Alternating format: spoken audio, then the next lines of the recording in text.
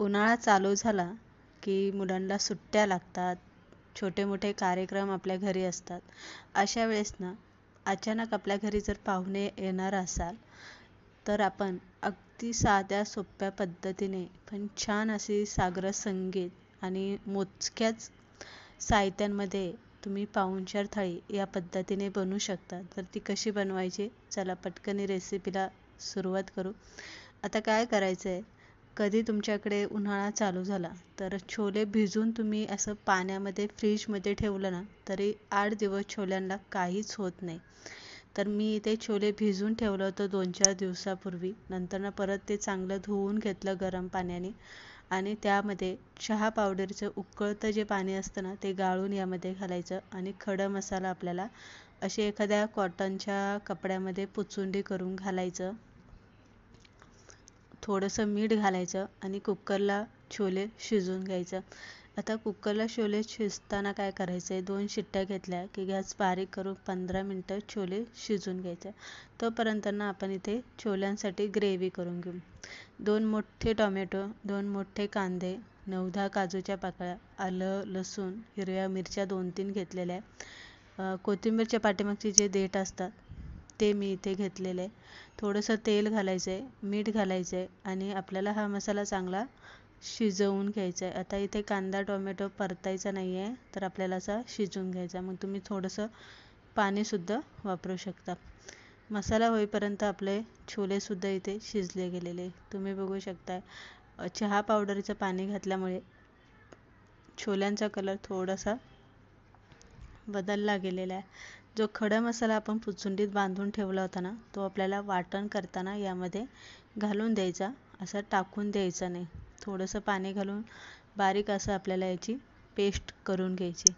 आता इथे आपण मसाला वाटून घेतलेला आहे. आता आपण इथे तडका देऊन घेणार आहे. 2-3 पळे आपल्याला तेल घालायचं आहे. बारीक चिरलेला 1 वाटी कांदा घालून कांदा आपल्याला इथे चांगला परतून घ्यायचा. आता इथे आपल्याला कोणताही खडा मसाला वगैरे काही वापरायचं नाही आहे, कारण आपण शिजवतानाच वापरलेला आहे. आता मसाले आपल्याला यामध्ये घालायचे आहे. हळद हिंग घाला, लाल तिखट घाला, धने पावडर घाला, कांदा लसूण मसाला घाला, गरम मसाला घाला, छोले मसाला घाला. तुमच्याकडे कोणताही तुम्ही साठवणीचा मसाला बनवला असेल तर तो घाला, कोथिंबीर घाला आणि केलेलं वाटण घालून व्यवस्थित मसाल्यामध्ये आपल्याला हलवून घ्या. हलवून घेतल्याच्या नंतर यामध्ये आपल्याला मीठ घालायचं आहे. वाटण खूप घट्ट वाटलं तर थोडंसं पाणी घाला, नाहीतर झाकण ठेवून चांगलं तेल सुटेपर्यंत, जोपर्यंत मसाल्यामधून चांगला एक वास सुटत नाही आहे, मसाल्याचा कलर बदलत नाही आहे, तेल सुटत नाही, तोपर्यंत मसाला चांगला शिजवून घ्यायचा. आता शिजवून घेतला की आपल्याला यामध्ये छोले घालायचं. थोडंसं आपल्याला यामध्ये पाणी घालायचं आहे. आता आपण पुरीबरोबर छोले बनवते, जास्त पातळ किंवा जास्त घट्ट अजिबात बनवायचं नाही. तर मिडियम असं आपल्याला हे छोले बनवून घ्यायचे आहे. छोल्याला एक उकळी काढून घ्यायची. उकळी आली की आपल्याला 10 मिनटं छोले असे बारीक गॅसवरती उकळते ठेवायचे. म्हणजे काय होतं, छोल्यांमध्ये जो मसाला असतो ना तो चांगला असा मुरला जातो आणि छोल्यांना सुद्धा अशी आपल्याला तिखट अशी चव येते. तर इथे आपले 10 मिनटं झालेले. आपण साईडला दुसऱ्या गॅसवरती कढई ठेवून देऊ आपण छोल्यांची. तोपर्यंत आपण इथे तांदूळ उकडून घेणार आहे. कशासाठी, तर जिरा राईससाठी. एका कढईमध्ये मी भरपूर पाणी घेतलेले, 1 चमचा मीठ आणि खडा मसाला घालून घ्यायचा आहे. इथे मी घेतलेले 2 वाट्या बासमती तांदूळ स्वच्छ धुवून घ्यायचे. आता आपल्याला भात कधी कधी काय होतं, खडा मसाला घातल्यामुळे तांदळाचा कलर जो आहे पिवळसर होतो, तो होऊ नये आणि मोकळा सुटसुटीत व्हावा, असा चिकट होऊ नये म्हणून अर्ध लिंबू पिळून घेतलेले. त्याचं लिंबू पिळण्याच्या पाठीमागचं हेच कारण असतं.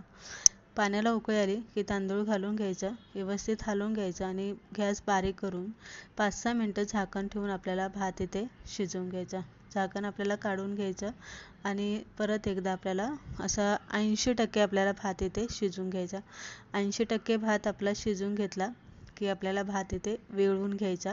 पाण्यामध्ये भात अजिबात ठेवू नका, नाहीतर भात गाळ होईल एवढा शिजला जातो. वेळून घेतलं की वरून झाकून ठेवून भात आपल्याला साईडला ठेवायचा. तोपर्यंत आपले छोलेसुद्धा इकडे चांगले म्हणजे उकळले गेलेले. आता आपण थोडासा तडका देऊन घेणार आहे. पळीभर तेल घेतलेले, जिरी घालून घ्यायची आपल्याला, हिंग आणि लाल तिखट आपल्याला घालून हा तडका आपल्याला छोल्यांवरती घालून घ्यायचा आणि सगळ्यात शेवटी कोथिंबीर घालून घ्यायची. छान असे तुम्ही बघू शकता आपले छोले बनून तयार झालेले. आता छोले बनून तयार झालेले, भातसुद्धा आपला गार झालेला आहे आणि मऊसूद असा आपला तो शिजला गेलेला आहे. आपण लगेच तडका देऊन घेणार आहे आणि साईडला ठेवून देणार आहे. काय असतं, काही काही पदार्थ असे असतात ते पटकनी करून साईडला ठेवून द्यायचं, म्हणजे आपलं काम पटपट होतं. पळीवर तेल घालून जिरी आणि हिंग घालून घेतलेले उकडलेला तांदूळ आपल्याला यामध्ये घालायचा आहे. तुम्हाला वाटलंच मीठ आहे की नाही तर मीठ यामध्ये घालायचं. 5 मिनटं झाकण ठेवायचं आणि आपल्याला वाफेवरती भात चांगला मोरेपर्यंत आपल्याला इथे परतून घ्यायचा. सगळ्यात शेवटी आपल्याला बारीक चिरलेली कोथिंबीर आपल्याला यामध्ये घालायची. गॅस बंद करायचा आणि भात परत एकदा चांगला हलवून घ्यायचा. आपला झाला जिरा राईस बनवून तयार. आता आपण पुरी बनवून घेतोय. शक्यतो ना घरी कोणी पाहुणे येणार असेल आणि खास असेल तर आपण पुरीचाच बेत बनवतो. इथे अर्धी वाटी रवा घेतलेला आहे. रवा आणि मीठ घालून आपल्याला पाणी घालायचं आहे आणि पाण्यामध्ये आपल्याला पहिला रवा आपल्याला चांगला हलवून घ्यायचा, म्हणजे तो पटकनी भिजला जातो आणि नंतर ना आपल्याला गव्हाचं पीठ घालायचं. आता मी रवा का घातला आहे, रव्यामुळे ना पुरीला जरासा असा कुरकुरीतपणा येतो आणि दुसरी गोष्ट म्हणजे पुरी जी असते ना ती जास्त तेलकट होत नाही. पाणी घालायचं आणि पुरीसाठी पीठ मळताना लक्षात ठेवा, पीठ आपल्याला घट्टसर मळायचं, सॉफ्ट असं अजिबात मळायचं नाही. जर तुम्ही सॉफ्ट पीठ मळलं तर पुरी तुमची तेलकट होते आणि लगेच नरम पडते. आता पीठ मळून झाकून साईडला ठेवायचं. तोपर्यंत आपण भज्यांची तयारी करून घेणार आहे. कांदा भजी ही सगळ्यांना आवडत असते, तर कांदा उभा चिरून घेतलेल्या 2-3 हिरव्या मिरच्या, कढीपत्ता आणि कोथिंबीर चिरून घेतलेले. कांदा भजी बनवताना कांदा असा हाताने पहिला मोकळा सुटसुटीत करायचा. कोथिंबीर आणि कढीपत्ता आवर्जून घालायचा. कढीपत्त्यामुळे भज्यांची चव अप्रतिम लागते. कधी घातला नसेल कढीपत्ता तर नक्की एकदा घालून बघा, तुम्हाला नक्कीच आवडेल. 2 हिरव्या मिरच्या आणि लिंबू आपल्याला पिळून घ्यायचा. लिंबामुळे भजी तेलकट होत नाही आणि लिंबामुळे भज्यांची चव एक वेगळी लागते, खायला खूप टेस्टी लागतात. मीठ आणि हळद, हिंग आणि लाल तिखट आपल्याला घालून घ्यायचा. ओवा घालून घ्यायचा आणि सगळं हे चांगलं मिक्स करायचं आणि 10 मिनिट तरी आपल्याला कांदा असं झाकून ठेवायचा, म्हणजे काय होतं कांद्याला पाणी सुटतं. आता असं केल्यामुळे काय होतं, आपल्याला जेव्हा पीठ हलवायचं ना तेव्हा पाण्याचा वापर अजिबात करायचा नाही. तर ह्याच नमीमध्ये आपल्याला काय करायचं, कांद्याचं जे पाणी सुटलेलं ना त्याच्याचमध्ये आपल्याला पीठ मळून घ्यायचे. आता पीठ घेताना चाळून घ्या, म्हणजे ज्या गुठळ्या असतात त्या मोडल्या जातात आणि पीठ व्यवस्थित कांद्याला लागलं जातं. कारण आपण इथे पाण्याचा वापर करणार नाही, त्यामुळे आपल्याला पीठ इथे चाळून घ्यायचे. तसं घातलं तर गुठळ्या मोडल्या जाणार नाही, हे लक्षात ठेवा. आता जसं जसं पीठ बसेल तसंच आपल्याला यामध्ये घालायचं. एकदम पीठ घालायचं नाही आहे आणि कांद्यापेक्षा पीठ जास्त घालायचं नाही, तर कांदा आपल्याला जास्त त्यामध्ये दिसला पाहिजे. पीठ आपलं व्यवस्थित घालून झालेलं आहे. 10 मिनटं मी भिजायला ठेवलं होतं. भिजल्याच्या नंतर ना पळीभर गरम तेल आपल्याला यामध्ये घालायचं आणि आपल्याला पीठ परत मिक्स करायचं. बघू शकता पाण्याचा एकही थेंब न घालता सुद्धा आपलं पीठ व्यवस्थित असं भिजलं गेलेलं आहे आणि असं पातळसर असं म्हणजे मुलायम झालेले. आता काय, तळताना गॅस मिडियम ठेवायचा आणि मिडियम गॅसवरती भजी अशी वाकडी तिकडीच टाकायची. याला काय म्हणतात, खेकडा भजी म्हणतात. इथे गोल करायचं किंवा गोल सोडायचं असं काहीही नसतं कांद्याच्या खेकडा भाज्यांसाठी. आणि कुरकुरीत हलकासा असा सोनेरी कलर येईपर्यंत मिडियम गॅसवरती ही भजी तळून घ्यायची. ही कांदा भजी तळताना घाई अजिबात करायची. अशा पद्धतीने आपण बाकीची भजी कुरकुरीत आणि खेकडा भजी बनवून तयार झालेली. आता आपण पुरी करून घेणार आहे. पीठ आपण घट्टसर मळलं होतं. 10-15 मिनटं आपण भिजायला ठेवलं तर एकदम असं मऊ लुसलुशीत झालेलं आहे. आता मोठीच एक मी चपाती बनवून घेते. आता तुम्ही नेहमी कधी माझा व्हिडिओ बघितला असेल, पुऱ्यांची जर रेसिपी असेल तर मी अशी छोट्या छोट्या गोळ्या करून पुरी लाटत नाही, तर अख्खी एक मोठी चपाती लाटून घेते आणि एक वाटी आहे माझी नेहमीची, जी मी नेहमी पुरी करताना हिचाच वापर करते.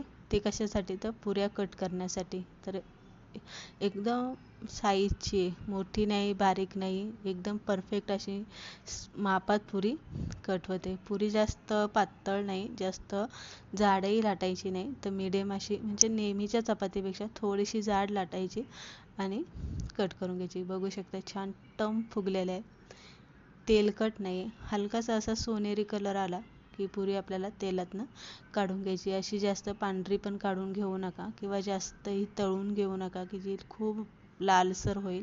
अशी पुरी तळून घ्या. तर इथे आपण या पद्धतीने पुऱ्या तळून घेतलेल्या आहे. आता पुऱ्या तळून घेतलेल्या बघू शकता छान टम फुगलेल्या आहे, मस्त अशा मऊ सर अशा टमटमीत झालेल्या आहे. आता थाळी बनवून घेऊया. थाळीमध्ये मी श्रीखंड विकत आणलेलं आहे. आता घरी तर पाहुणे येणार आहे म्हणून आपण घरी तर बनवत बसणार नाही आहे, त्यामुळे विकतच आणावं लागणार आहे. भजी, जिरा राईस, छोले, पुरी आणि मस्त जिरा राईस छोलेवरती लिंबू पिळण्यासाठी अशी थाळी मी पाहुणचारासाठी